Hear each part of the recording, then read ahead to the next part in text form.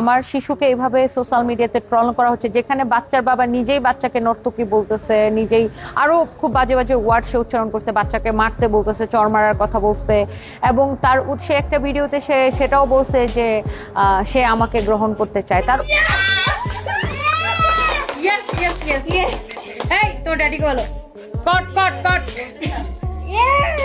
আমি লাইভটা শেষ করে দিতেছি, আমার একটা সুখবর আছে। চোর ধরছে,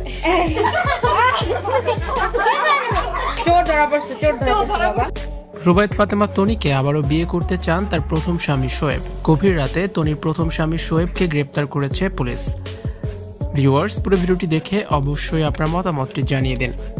টানা বেশ কয়েকদিন ধরে তনি ও তার প্রথম স্বামীর মধ্যে বাকবিতণ্ডা চলে আসছে।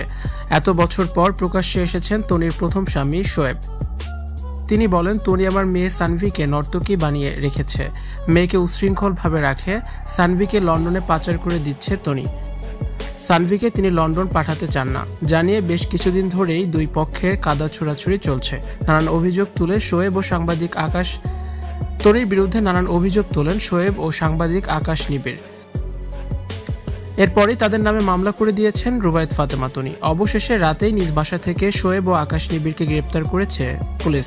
তবে রুবায়েত ফাতেমা তনি বলেন, আমার নামে দিনের পর দিন ভুয়া তথ্য ছড়ানো হচ্ছে, আমার মানহানি করা হচ্ছে। সাংবাদিক আকাশ নিবিড়ের সাথে হাত মিলিয়েছে সানভীর বাবা শোয়েব, যা উদ্দেশ্য প্রণোদিত। তনি বলেন, তার কাছ থেকে 12 লক্ষ টাকা চাঁদা দাবি করেছে আকাশ নিবিড়, আর তা দিতে না চাওয়ায় সোশ্যাল মিডিয়ায় রুবায়েত ফাতেমা তনির ভাবমূর্তি নষ্ট করতে উঠে পড়ে লেগেছে সাংবাদিক আকাশ নিবিড় ও তনির প্রথম স্বামী শোয়েব।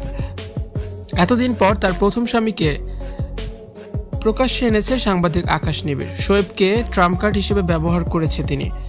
তনির করা মামলায় রাতেই গ্রেপ্তার হয়েছে শোয়েব ও আকাশ নিবিড়। তনি বলেন, সানভীর বাবা সানভিকে কোনোদিনও 1 টাকাও খরচা দেয়নি, উল্টো মেয়ের কথা বলে লক্ষ লক্ষ টাকা নিয়েছে আমার কাছ থেকে।